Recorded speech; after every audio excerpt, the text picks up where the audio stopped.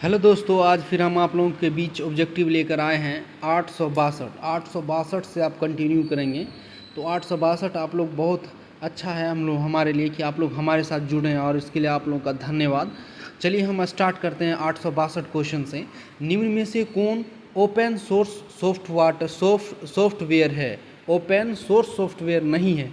निम्न में से कौन ओपन सॉफ्टवेयर नहीं है, ये आप लोग को बताना है कि कौन सा इसमें से नहीं है। 862, तो 862 की क्या होगा? सी हो जाएगा, सोल। कौन सा नहीं है? सोल जो है ओपन सोर्स सॉफ्टवेयर नहीं है। उसके बाद है नेक्स्ट क्वेश्चन, निम्न में कौन पुस्तकालय सॉफ्टवेयर नहीं है? तो इसमें से बोला निम्न में से कौन पुस्तकालय सॉफ्टवेयर नहीं है। 863 का आप लोग को आंसर बताना है क्या होगा। तो 863 का हो जाएगा आप लोगों को बी हो जाएगा, लिनक्स। क्या नहीं है? लिनक्स जो है ये पुस्तकालय सॉफ्टवेयर नहीं है। उसके बाद 864 है, निम्न में से कौन पुस्तकालय सॉफ्टवेयर है? तो यूनिक्स है, विंडोज़ है, उसके बाद विंडोज़ है या फिर लिनक्स है या फिर ट्यूलिप्स है। तो आप लोग को इन चारों में से बताना कौन सा पुस्तकालय सॉफ्टवेयर है, इसमें से बताना है। तो 864 का क्या हो जाएगा? 864 का डी हो जाएगा, ट्यूलिप्स जो है क्या है? पुस्तकालय सॉफ्टवेयर है।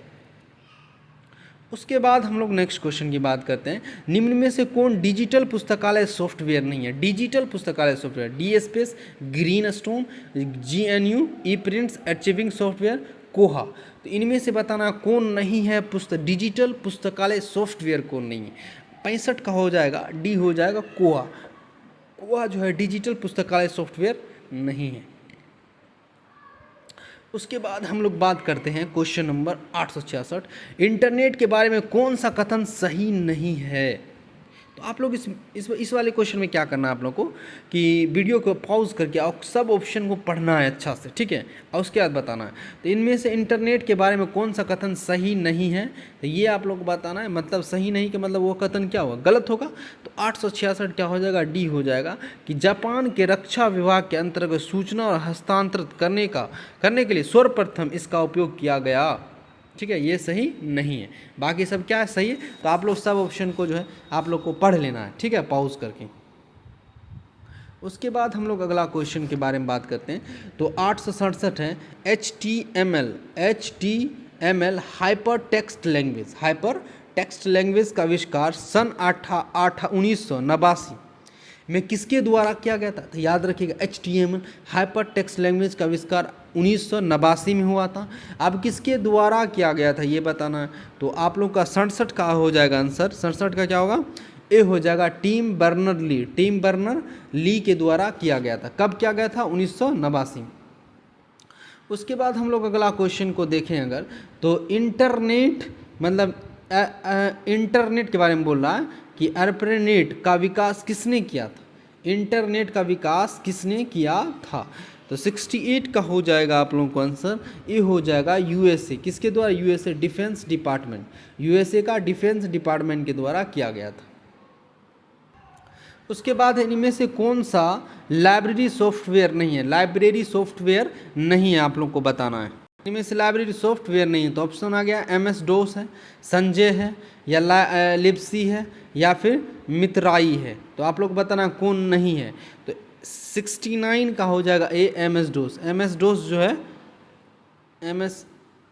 MS-DOS नहीं है। उसके बाद ई डॉक्यूमेंट्स का अर्थ क्या है? ई डॉक्यूमेंट्स का अर्थ क्या है ये बताना है कि 870 का हो जाएगा आप लोग को। डी होगा, उपयुक्त सभी हो जाएगा। कंप्यूटर पाठनीय स्वरूप में उपलब्ध प्रलेख, डिजिटल प्रलेख, या CD-ROM स्वरूप हो जाएगा। उसके बाद हम लोग देखते हैं अगला क्वेश्चन है कि ISO 9960 संबंधित है। तो ISO 9960 संबंधित किससे, इसमें से बताना है। तो 71 का हो जाएगा आप लोगों का, ए हो जाएगा, standard for encoding data on CD-ROM। Standard for encoding data on CD-ROM हो जाएगा, ठीक है। ISO 9960 संबंधित है।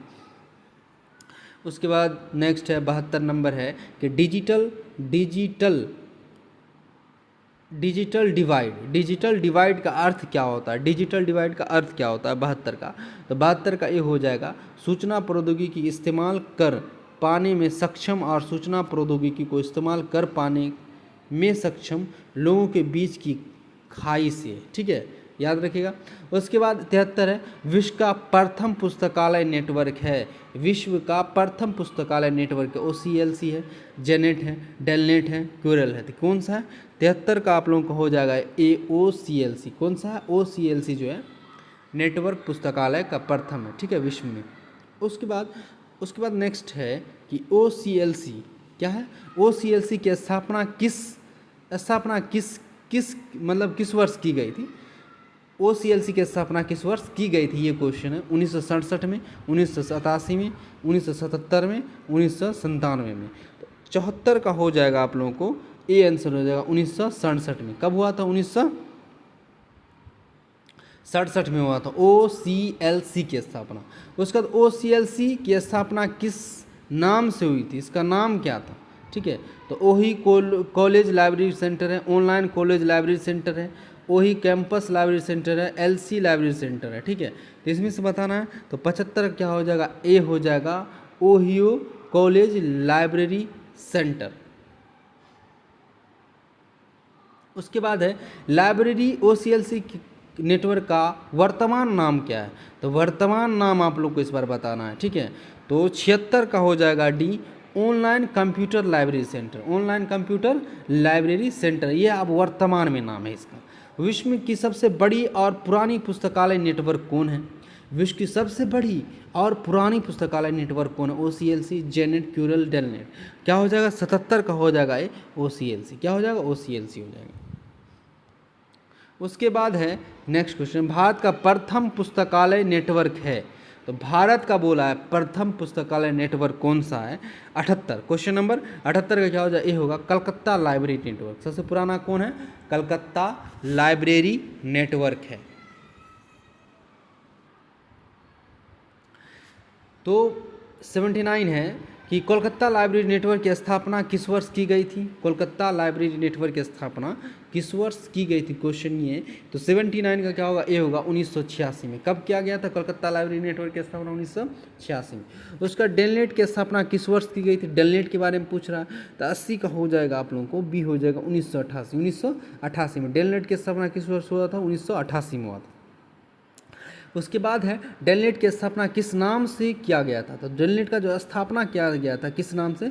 दिल्ली लाइब्रेरी नेटवर्क के नाम से। दिल्ली लाइब्रेरी नेटवर्क के नाम से इसका स्थापना किया गया था। उसके बाद है डेलनेट नेटवर्क का वर्तमान नाम क्या है? 82 क्वेश्चन है। डेलनेट नेटवर्क का वर्तमान में नाम पूछा जा रहा है कि क्या है? तो 82 का आप लोग को हो जाएगा B, developing library network. Developing library network होगा। डेलनेट मतलब डेवलपिंग लाइब्रेरी नेटवर्क का वर्तमान नाम कब से परिवर्तन किया गया? परिवर्तित मतलब इसका जो नाम परिवर्तित हुआ तो कब किया गया नाम परिवर्तन? 83। तो 83 का क्या हो जाएगा? बी हो जाएगा 2000 वर्ष में। कब हुआ था? 2000 वर्ष में हुआ था, किया गया था। भारत में सबसे पहला बड़ा पुस्तकालय नेटवर्क, सब भारत में सबसे पहला होना चाहिए। और क्या होना चाहिए? बड़ा होना चाहिए, बड़ा होना चाहिए। सबसे बड़ा पुस्तकालय नेटवर्क है भारत में, सबसे बड़ा पुस्तकालय नेटवर्क है। बड़ा पूछा है, सॉरी पहला नहीं, बड़ा पूछा। तो 84 का हो जाएगा आप लोगों को, बी हो जाएगा। क्या हो जाएगा? बी, डेलनेट हो जाएगा। क्या हो जाएगा? डेलनेट के द्वारा किया गया था, ठीक है। डेलनेट सबसे बड़ा भारत का है। उसके बाद अगर देखें तो 85 नंबर, इनफ्लिबनेट पुस्तकालय नेटवर्क का निर्माण द्वारा किस वर्ष किया गया था? और इस मुख्यालय का इनफ्लिबनेट बोल रहा है, इसका पुस्तकालय का नेटवर्क कब निर्माण में आया था? ठीक है, तो 85 का हो जाएगा आप लोगों को, बी हो जाएगा 1988 में। 1988 कोलकाता, 1988 कोलकाता में हुआ था, ठीक है। इनफ्लिबनेट का नेटवर्क, सॉरी बी हो जाएगा आंसर, गलत है। 1951 अहमदाबाद में, सी में हम मार दें। 1951 अहमदाबाद में इनफ्लिबनेट पुस्तकालय नेटवर्क का निर्माण कब और कहाँ हुआ था? तो 1951 अहमदाबाद में। 85 क्या होगा? बी होगा। 1991 अहमदाबाद में हुआ था। उसके बाद है 85 के बाद अगर हम बात करें तो 86 नंबर क्वेश्चन है कि 86 में बोल रहा है कि इनफ्लिबनेट नेटवर्क द्वारा आयोजित किया जाने वाला कार्यक्रम है। इनफ्लिबनेट द्वारा आयोजित किया जाने वाला कार्यक्रम है, तो कौन सा है? तो 86 का क्या हो जाएगा? सी हो जाएगा दोनों। 86 क्या होगा? सी हो जाएगा, दोनों हो जाएगा। प्लानर भी होगा और कैलिबर भी होगा, कैलिबर भी होगा। यह दोनों आयोजित किया जाता है किसके द्वारा? इनफ्लिबनेट के द्वारा। उसके बाद प्लानर, उसके बाद क्या क्वेश्चन है कि प्लानर का पूरा नाम क्या है? प्लानर का पूरा नाम क्या है? तो 87 का क्या हो जाएगा? प्लानर का ए हो जाएगा, promotion of library automation and networking in north eastern region, north eastern region हो जाएगा। ठीक है, तो आंसर ए हो जाएगा। प्लानर का पूरा नाम क्या है? Promotion of library automation and network in north eastern region. ठीक है, तो आज हम लोग यहीं तक रहेंगे इस पार्ट में, और आप लोग को देखने के लिए बहुत शुक्रिया। और आप लोग को जैसा कि बोला गया कि चैप्टर वाइज भी आएगा, तो चैप्टर वाइज हम देना स्टार्ट कर दिए हैं अपने चैनल, इसी चैनल पर आप लोग प्लेलिस्ट में जाइएगा तो लिखा होगा chapter wise Bihar library 2025 chapter wise question. ठीक है, तो आप लोग उसमें देखिए, लाइक कीजिए, शेयर कीजिए, कमेंट कीजिए, और आप लोग का धन्यवाद मेरे साथ जुड़ने के लिए।